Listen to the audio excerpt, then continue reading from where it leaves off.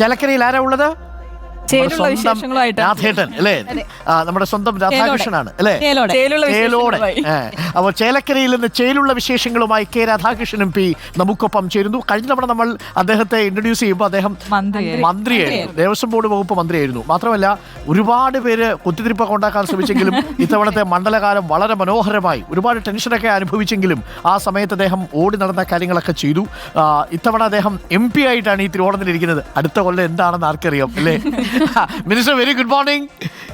Happy Thiruvonam MP-ക്കും ഒപ്പം തന്നെ അമ്മയ്ക്കും. അമ്മ ഉണ്ടാവുമെന്ന് നമ്മൾ പ്രതീക്ഷിച്ചു, പക്ഷേ എല്ലാവർക്കും ഞാൻ തിരിച്ചു എല്ലാവർക്കും തിരുവോണാശംസകൾ. അമ്മ സുഖമില്ലാതിരിക്കുകയാണ്. ഓ അത് ശരി. ഓണക്കാലം പനിക്കാലമാണ്. അപ്പോൾ ഞാൻ ഇപ്പം സത്യത്തിൽ ഈ പ്രാവശ്യത്തെ ഓണം അത്ര നമുക്ക് ആഘോഷിക്കാൻ പറ്റാത്തൊരു സ്ഥിതിയായിരുന്നു. നമ്മുടെ പാർട്ടിയുടെ ജനറൽ സെക്രട്ടറി സീതാറാം യെച്ചൂരി ഈ ആകസ്മികമായിട്ട് നമ്മൾ വിട്ടുപിരിഞ്ഞു. അതിൻ്റെ ഒരു ആഘാതത്തിലാണ് മൊത്തത്തിൽ. ഞാൻ ഇന്ന് പുലർച്ചെ 3:30-ക്കാണ് ഡൽഹിയിൽ നിന്ന് വന്നത്. ഞാൻ ഒരുപാട് പാർട്ടി സഖാക്കളുമായി സംസാരിച്ചപ്പോൾ അവർക്കൊക്കെ ഒരു വ്യക്തിപരമായ നഷ്ടം കൂടിയാണ് കെ രാധാകൃഷ്ണൻ. അതെ അതെ അതെ അതെ എല്ലാവർക്കും വ്യക്തിപരമായിട്ടുള്ള നഷ്ടമാണ്. ഈ ഇപ്പോ മന്ത്രിപ്പണിയിൽ നിന്ന് MP പണിയിലേക്ക് വരുമ്പോൾ കുറച്ചുകൂടി സമയം കിട്ടുന്നുണ്ടോ അമ്മയുടെ തിരിക്കാനും നാട്ടിലേക്കൊക്കെ ഇറങ്ങി നടക്കാനും? ഇല്ല, ഇപ്പം എന്താ വെച്ചാൽ നേരത്തെ ഒരു അസംബ്ലി കോൺസ്റ്റിറ്റ്യുവൻസി ആയിരുന്നല്ലോ പ്രധാനമായിട്ടും. ഇപ്പം 7 ആയി കഴിഞ്ഞപ്പോൾ എല്ലാ സ്ഥലത്തും ഓടിയെത്തണ്ടേ. അപ്പോൾ ഓടിയെത്തുക എന്നുള്ളത് ഒരു പ്രധാനപ്പെട്ട കാര്യമാണ്. മറ്റൊരു അസംബ്ലി കോൺസ്റ്റിറ്റ്യുവൻസിയിൽ മാത്രം, മറ്റ് സ്റ്റേറ്റിൽ നമ്മൾ നിശ്ചയിക്കുന്ന പരിപാടിക്കാണല്ലോ പോകുന്നത്. ഇതങ്ങനെയല്ല. പെട്ടെന്ന് തന്നെ രാവിലെ ചിലപ്പോൾ പറയുന്ന സ്ഥലത്തൊരു പ്രത്യേകമായിട്ടുള്ള എന്തെങ്കിലും ഒരു കാര്യം ഉണ്ടാവും, അപ്പോൾ അവിടെ ചെല്ലണം. അപ്പം അങ്ങനെ വരുമ്പോൾ നമുക്ക് വർക്ക് കൂടുതലാണ്. അതാണ് ഇപ്പോഴത്തെ ഒരു സ്ഥിതി. പൊതുവേ ഓണം അമ്മയുടെ കൂടെ നിങ്ങൾ രണ്ടുപേരും മാത്രമേ കാണാറുള്ളൂ വീട്ടിൽ? അല്ല, എൻ്റെ സിസ്റ്റേഴ്സൊക്കെ വരും, 4 പേരും വരും. ഇനിയിപ്പോൾ ഞാൻ ഉണ്ടാവാറില്ല. ഞാൻ സാധാരണഗതിയിൽ ഓണത്തിനോ വിശേഷങ്ങൾക്കോ വീട്ടിലുണ്ടാവാറില്ല. എനിക്ക് അങ്ങനെ ആഘോഷത്തിൽ മദ്യമറക്കുന്നൊരു സ്വഭാവം ചെറിയ കുട്ടിയായിരിക്കുമ്പോൾ തൊട്ടില്ലായിരുന്നു. പ്രത്യേകിച്ചും വിശേഷ ദിവസങ്ങളെക്കുറിച്ച് ഓർമ്മ വരുമ്പോൾ എനിക്ക് ഓർമ്മ വരുന്നൊരു പാട്ടുണ്ടായിരുന്നു എൻ്റെ കുട്ടിക്കാലത്തൊക്കെ. ഈ തിരുവോണത്തിന് കൂടിയുടുക്കാൻ കൊതിക്കുന്നു തെരുവിൻ മക്കൾ, അവർക്കുള്ള പൂമുഖങ്ങൾ പൂമുറ്റങ്ങൾ, അവർക്ക് ഓണക്കോടിയായി വാന്ന് പറഞ്ഞിട്ടുള്ള ഒരു പാട്ടുണ്ടല്ലോ. അപ്പോൾ മഹാഭൂരിപക്ഷത്തിന് ഇപ്പം അങ്ങനെയില്ല. അന്ന് മഹാഭൂരിപക്ഷവും പട്ടിണിയായിരിക്കും. ഓണത്തിനാണ് സമൃദ്ധമായിട്ട് ഭക്ഷണം കഴിക്കാൻ കിട്ടുക. ചിലപ്പോൾ ഒരു ജോഡി കിട്ടിയാൽ ഭാഗ്യം. അങ്ങനെയൊക്കെ ആയിരുന്നു അന്ന്. അപ്പോൾ തെരുവിൻ്റെ മക്കൾക്ക് അതും ഇല്ലായിരുന്നു. അപ്പം അങ്ങനെയുള്ള ഒരു കാലം ഉണ്ടായിരുന്നു നമുക്ക്. തിരുവോണം എന്നുള്ള ആഘോഷം നമ്മൾ തീർച്ചയായിട്ടും അതെ, ഈ എപ്പോഴും ഈ സാധാരണക്കാരുടെ കൂടെ, എപ്പോഴും ഈ ആളുകളുടെ കൂടെ തന്നെയാണ് അദ്ദേഹം എപ്പോഴും. രാധാകൃഷ്ണനെ കുറിച്ച് നമ്മൾ പറയുമ്പോൾ എല്ലാവർക്കും അതെ പ്രിയങ്കരനായ ഒരു വ്യക്തി. ഇന്നിപ്പോൾ ഈ ഇത്രയും തിരക്കുകൾക്ക് പാടത്തും പറമ്പിലും നാട്ടുകാരുടെയും കാണും തീർച്ചയായിട്ടും. എപ്പോഴും രാധാകൃഷ്ണൻ, അങ്ങയുടെ ഓർമ്മയില്ലേ കുട്ടിക്കാലത്തൊക്കെ പല നിറങ്ങളായിരിക്കുമല്ലോ ഓണത്തിന്?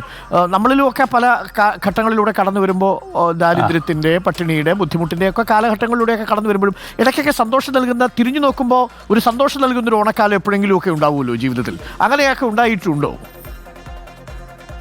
അതെ, ഞങ്ങളുടെ ചെറുപ്പത്തിലൊക്കെ എന്താ വെച്ചാൽ എല്ലാ വീടുകളിലും മുറ്റത്ത് അത് അത്തം തൊട്ട് പൂക്കളം ഇടുമായിരുന്നു.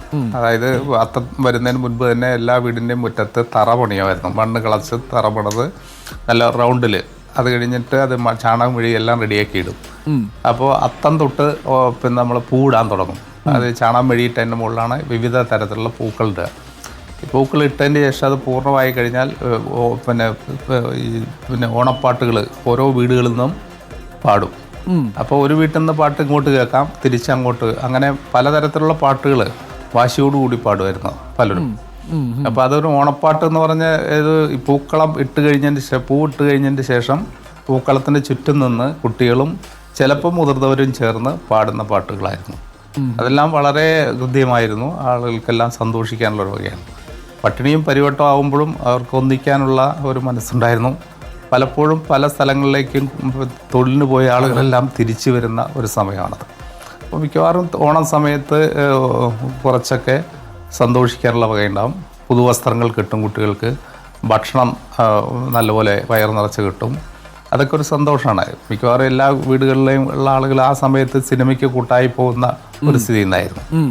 വീട്ടിലുള്ള എല്ലാവരും കൂടി വീടും പടിയൊക്കെ അടച്ച് സിനിമയ്ക്ക് പോകാൻ ഈ ഓണത്തിൻ്റെ തിരുവോണം ദിവസമല്ല, തിരുവോണം എന്ന് പറഞ്ഞാൽ മൂലം തൊട്ട് തുടങ്ങും ഈ പിന്നെ ഞങ്ങളുടെ ഇവിടുത്തെ ആഘോഷം. അത് ചതയം വരെ, ചിലപ്പോൾ അവിട്ടം വരെ പോവും.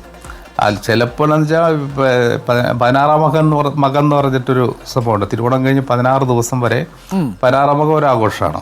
അത് കഴിഞ്ഞാൽ കന്നിമാസിൽ തിരുവോണമുണ്ട്. കന്നിമാസിൽ തിരുവോണം എന്ന് പറയുന്നത് എന്താ വെച്ചാൽ ഏതോ ഒരു കൊല്ലത്ത് പാവപ്പെട്ടവർക്ക് ആഘോഷിക്കാൻ പറ്റാത്തൊരവസ്ഥ വന്നു ഓണം ചിങ്ങമാസിലെ. അപ്പോൾ ചിങ്ങമാസിലെ ഓണം ആഘോഷിക്കാൻ പറ്റാതെ വന്നു കഴിഞ്ഞപ്പോൾ അവർക്ക് പണിയും അതുപോലെ വരുമാനമൊക്കെ ഉണ്ടായത് കന്നിമാസിലാണ്. അപ്പോൾ കന്നിമാസിലെ തിരുവോണത്തിന് പിന്നെ ഓണം ആഘോഷിച്ച ഒരു ചരിത്രമുണ്ട്. അത് അന്ന് പാടത്ത് പണിയെടുത്തിരുന്നത് പിന്നെ അവർ പോയി കന്നുകാലികളൊക്കെ ഓടിച്ചു വിട്ടു, പണി ഇന്ന ആളുകളെ കയറ്റി വിട്ടു, എന്നിട്ട് അവർ ഓണം ആഘോഷിച്ചു. അത് ഞങ്ങളുടെ ഓണം ആഘോഷമാണെന്ന് പറഞ്ഞിട്ട് അന്ന് പണി മുടക്കിയ ഒരു സമരം നടന്നിട്ടുണ്ട്. അപ്പോൾ കന്നിമാസിലെ തിരുവോണവും ഞങ്ങളുടെ ഇവിടെയൊക്കെ ആഘോഷിക്കുകയായിരുന്നു. അതെ, ഒരുപക്ഷെ മറ്റുള്ള സ്ഥലങ്ങളിൽ അത്ര അറിയില്ല. ഓണസദ്യ ഒരുക്കുമ്പോഴേ പിന്നീട് മന്ത്രിയായതിനു ശേഷവും ദേവസ്വം ബോർഡ് മന്ത്രിയായതിനു ശേഷവും ഒക്കെ ഈ വള്ളസദ്യ അടക്കം ഒരുപാട് പരിപാടിക്കൊക്കെ പോയിട്ടുണ്ടാവുമല്ലോ സ്വാഭാവികമായിട്ടും. ഈ സദ്യയിൽ ഏറ്റവും കൂടുതൽ ശ്രീ രാധാകൃഷ്ണൻ ഇഷ്ടപ്പെട്ടത് എന്താ ഐറ്റം? ഒരൈറ്റം പറഞ്ഞാൽ. ഞാൻ ഒരു കാര്യം പറയാം, എനിക്ക് ഈ സദ്യ എന്ന് പറയുന്ന അതിനോട് പൂർണ്ണമായിട്ടും ടോളറേറ്റ് ചെയ്യാൻ കഴിഞ്ഞിട്ടില്ല. അത് എൻ്റെ ഒരു അനുഭവമാണ്. അത് ഇപ്പോൾ വിശദീകരിക്കുന്നില്ല. പരമാവധി സദ്യയിൽ നിന്ന് ഒഴിഞ്ഞു നിൽക്കാൻ വേണ്ടിയാണ് ഞാൻ ശ്രമിക്കാറ്. പിന്നെ സദ്യയിൽ നമുക്ക് പിന്നെ എനിക്ക് ഏറ്റവും ഇഷ്ടം സാമ്പാറും കാളനും ഒക്കെ ഭയങ്കര ഇഷ്ടമാണ്. മറ്റ് കറികൾ കൂടുതൽ അങ്ങനെ ഓലനും ഇഷ്ടമാണ്. ഓലൻ സഹാവിനേതാ? അമ്മ നേരത്തെയൊക്കെ വഹിച്ചിരുന്നു, ഇപ്പോൾ വയ്ക്കുന്നില്ല. എൻ്റെ അനിയത്തിമാർ വലുതായോടുകൂടി അമ്മയ്ക്കൊരു സങ്കടം ഉണ്ടായിരുന്നു വെച്ചാൽ ഞങ്ങൾ 4 ആൺകുട്ടികളായിരുന്നു മൂത്തത്. അപ്പോൾ പെൺകുട്ടികളില്ലാത്തൊരു വിഷമമുണ്ടായിരുന്നു. അങ്ങനെയാണ് പിന്നീട് 4 പെൺകുട്ടികളും ഉണ്ടായി. അപ്പം എൻ്റെ ഒരു മൂത്ത സിസ്റ്റർ, മൂത്ത സിസ്റ്റർ എന്ന് വെച്ചാൽ എൻ്റെ താഴെയുള്ള 5ാമത്തെ ആള്. അപ്പോൾ അവളൊരു 2-3 വയസ്സൊക്കെ ആയപ്പോൾ തൊട്ട് തന്നെ അടുക്കളയിൽ കയറാൻ തുടങ്ങിയായിരുന്നു. അവൾ വലുതായതിൻ്റെ ശേഷം പിന്നെ അവളാണ് എല്ലാം വെക്കുക. പിന്നെ അനിയത്തിമാർ, അമ്മ അങ്ങനെ വലിയ പ്രിപ്പറേഷൻ്റെ ആളല്ല. പ്രധാനമായിട്ടും ഈ അനിയത്തിമാർ ആണ് ഭക്ഷണം ഉണ്ടാക്കുക. ഓക്കെ, ഇന്നിനിപ്പം എവിടെയെങ്കിലും യാത്രയുണ്ടോ? ജസ്റ്റ് ചായ ഉണ്ടാക്കും, അത്രേ ഉള്ളൂ. പൊതുപരിപാടികൾ ഈ ശ്രീ രാധാകൃഷ്ണൻ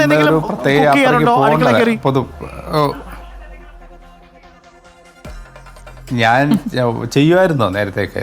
ഇപ്പോൾ സമയക്കുറവുകൊണ്ട് പലപ്പോഴും ഞാൻ MLA ആയിരുന്ന സമയത്തൊക്കെ MLA ക്വാർട്ടേഴ്സിൽ എൻ്റെ റൂമിൽ ഭക്ഷണങ്ങൾ വിവിധങ്ങളായ ഭക്ഷണങ്ങൾ വയ്ക്കുമായിരുന്നു. എല്ലാ MLA മാരെയും വിളിച്ച് ഭക്ഷണം കൊടുക്കുന്ന ഒരു ശീലം ഉണ്ടായിരുന്നു. ഞാൻ തനതായ ചില കറികൾ, വെറൈറ്റിയുള്ള കറികളൊക്കെ ഉണ്ടാക്കുമായിരുന്നു. നമുക്ക് ഈ മുതിർന്നവരൊക്കെ എപ്പോഴും പറയുന്നതാണ് പണ്ടൊക്കെ ആയിരുന്നു ഓണം, ഇതൊക്കെ എന്ത് ഓണം എന്നെപ്പോഴും പറയുന്നതാണ്. ഈ അന്നത്തെ സാഹചര്യം വേറെ ആയിരുന്നു, നമുക്ക് അത്ര നല്ല ഒരു ഇതുണ്ടായിരുന്നില്ല. പക്ഷെ എന്നാൽ പോലും ഓണം ആഘോഷിച്ചിരുന്നു. ഇന്നിപ്പോൾ സാഹചര്യം മാറി, മന്ത്രിയായി, MP ആയി, ഇപ്പോൾ പല പ്രമുഖ പദവികൾ വഹിക്കുന്ന ഒരാളായി. എങ്ങനെയാണ് താരതമ്യം ചെയ്യുന്നത് അന്നത്തെ കാലവും ഇന്നത്തെ കാലവും? ഓണക്കാലം എങ്ങനെയാണ് താരതമ്യം ചെയ്യുന്നത്? എന്താ വെച്ചാൽ ഇല്ലായ്മയിൽ നമുക്ക് എന്തെങ്കിലും ലഭിക്കുമ്പോൾ അത് വലിയ മഹത്തരമായിട്ട് തോന്നും. നമുക്ക് ഷർട്ടും മുണ്ടും ഇല്ലാത്ത സമയത്ത് നമുക്കൊരു ഷർട്ടും മുണ്ട് കിട്ടുന്നത് അത് വലിയ കാര്യമായിട്ട് വരും. നേരെ മറിച്ച് നമുക്ക് 10 ഷർട്ടും 10 മുണ്ടും ഉണ്ടെങ്കിൽ പിന്നെ ഒരു ഷർട്ടും മുണ്ടും കിട്ടുമ്പോൾ അതിൻ്റെ മാധുര്യം കുറയും. ഇത് തന്നെയാണ് എല്ലാ കാര്യത്തിലും. അപ്പോൾ ഓണം എന്ന് പറയുന്നത് നമ്മുടെ കേരളത്തിലിപ്പോൾ ദാരിദ്ര്യം അനുഭവിക്കുന്ന ആളുകളുടെ എണ്ണം ചുരുങ്ങി വന്ന് 0.32% ആയി. അവശേഷിക്കുന്ന ആളുകളെ കൂടി ദാരിദ്ര്യം മോചിപ്പിക്കാൻ 2025 നവംബർ 1 ആകുമ്പോഴേക്കും കഴിയും. അപ്പോൾ ദാരിദ്ര്യം നമുക്ക് തുടച്ചു നീക്കാൻ കഴിയുന്ന ഒരു സംസ്ഥാനമായിട്ട് കേരളം മാറിയിട്ടുണ്ട്. അപ്പോൾ അതിനെക്കുറിച്ച് നമ്മൾ ആളുകൾ ചർച്ച ചെയ്യാറില്ല. അപ്പോൾ ദാരിദ്ര്യത്തെക്കുറിച്ച് പണ്ട് നമ്മൾ പറഞ്ഞിരുന്നത് ഉണ്ടവന് പിന്നെ ഉണ്ണാത്തവന് ഇല കിട്ടാത്തതിന്, ഉണ്ടവന് പായ കിട്ടാത്തതിന്, അങ്ങനെയുള്ളൊരു ചർച്ചയുണ്ടായിരുന്നു. അപ്പോൾ ഉണ്ണാത്തവർ ഇപ്പോൾ അധികം ഇല്ല. അതുകൊണ്ട് തന്നെ നമുക്ക് പരമാവധി ദാരിദ്ര്യത്തിനെ കുറിച്ചോ മറ്റു കാര്യത്തെ ഇല്ലായ്മയെക്കുറിച്ച് ചർച്ച ചെയ്യുന്നില്ല. ഇപ്പോൾ എല്ലാവരും അങ്ങനെ വേണം. അത് തന്നെയാണ് നമ്മുടെ ഓണത്തിൻ്റെ ആഘോഷത്തിൻ്റെ പ്രത്യേകത. എല്ലാ മനുഷ്യരും ഒരുപോലെ നല്ലപോലെ ജീവിച്ച ഒരു നല്ല കാലത്തെക്കുറിച്ചുള്ള ഓർമ്മയാണല്ലോ ഓണം. അവിടെ കളവും ചതിയും ഒന്നുമില്ലാതെ എല്ലാ മനുഷ്യരും ഒരുപോലെ ജീവിച്ച ഒരു കാലഘട്ടത്തെക്കുറിച്ചുള്ള ഓർമ്മയാണ്. അപ്പോൾ എല്ലാ മനുഷ്യരും അങ്ങനെ സമൃദ്ധമായി ജീവിക്കുന്ന ഒരു കാലഘട്ടം തന്നെയാണ് നമ്മളും ആഗ്രഹിക്കേണ്ടത്. ശ്രീ കെ രാധാകൃഷ്ണൻ കേരളവർമ്മയിൽ പഠിക്കുന്ന സമയത്തൊക്കെ യൂണിയൻ മെമ്പർ ആയിരുന്നു അല്ലേ കേരളവർമ്മയിൽ? അപ്പോൾ ഓണാഘോഷമൊക്കെ വളരെ കെങ്കേമമാണല്ലോ കേരളവർമ്മയിൽ. ഞാൻ എസ് എഫ് ഐയുടെ യൂണിറ്റ് സെക്രട്ടറി ആയിരുന്നു.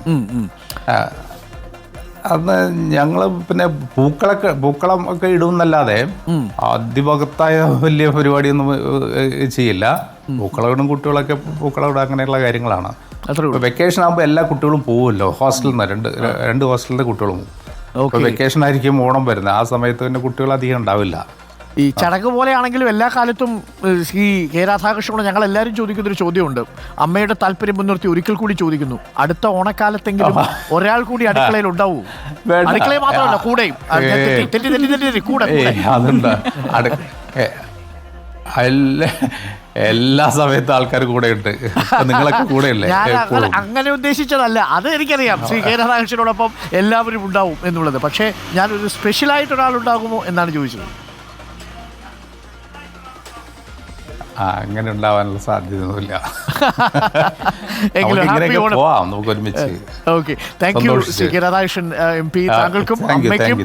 എല്ലാവർക്കും എന്റെ നന്മ നിറഞ്ഞ ഓണാശംസകൾ. Thank U. തീർച്ചയായിട്ടും തിരിച്ചും കുടുംബത്തിന് മുഴുവൻ കുഞ്ഞുങ്ങൾക്കും എല്ലാവർക്കും ഓണാശംസകൾ. നിങ്ങൾക്ക് എല്ലാവർക്കും നന്മ നിറഞ്ഞ ഓണാശംസകൾ. Thank you. ഓണാശംസകൾ. Shri K Radhakrishnan MP. അപ്പോൾ